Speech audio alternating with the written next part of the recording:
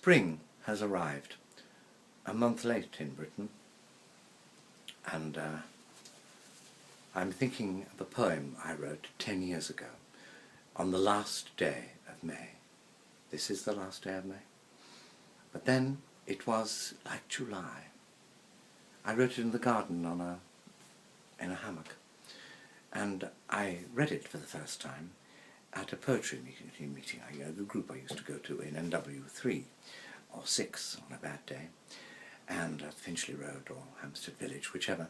And the high point, of course, was when you read your poem at these meetings, and the low point came when they told you what they thought of it. They thought my sonnets were in an archaic form. God, there's a jet plane in the 7th line. Anyway, I'll read it in a minute. The lower points came too when you had to listen to their poems and criticize them. But there were moments of colour and lyricism that I still remember from other people's stuff. When I listen to poetry on the radio, I often, Poetry Please, for example, or at poetry readings, I find I don't get this. I don't get this. So, when I read this poem in a moment to you, in an earlier take, without the sun, I am really trying to make it clear, because you've only got one chance to listen to it, the chances of you playing it again.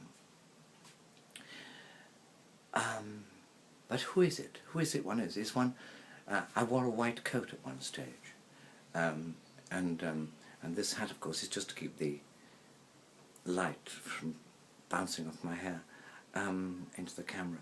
But I did look like a gentleman poet.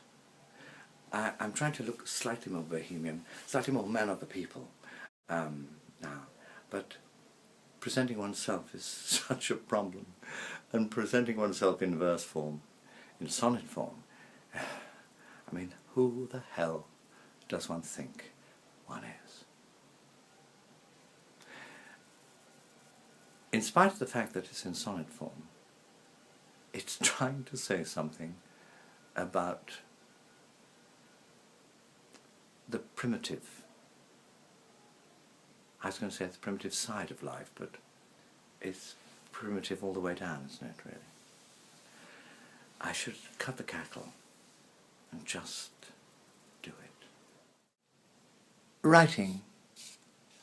Held by the hammock's gentle swing in the shade of the roses hanging off the fence, I try for the span and the scan of the words to bring form, to shape my reverie with consequence. This May's last day, in ardent imitation of July's breathless, pierced with birdsong heat, mocks the ascending jet roar's destination, a prepaid package sun-baked foreign treat. My local blackbird tilts his head and follows, not the heavy giant's eastward thrust, but a speeding, hungry flock of whistling swallows, and then resumes his melody. He must, convinced of his part in this urban sylvan plot, play it for what it's worth and what it's not, as I do. Lying, watching, waiting, taking note, recording here this jet-black feathered fact, gold-beaked presence, worm-sized, song-filled throat, performing his well-motivated act.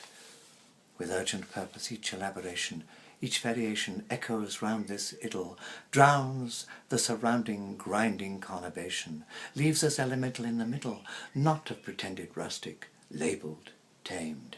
His element remains a wild survival of all that was, will be again unnamed, when poets are all dead and past revival. The hang of the hammock shifts as I debate, swung by the notions which I cultivate.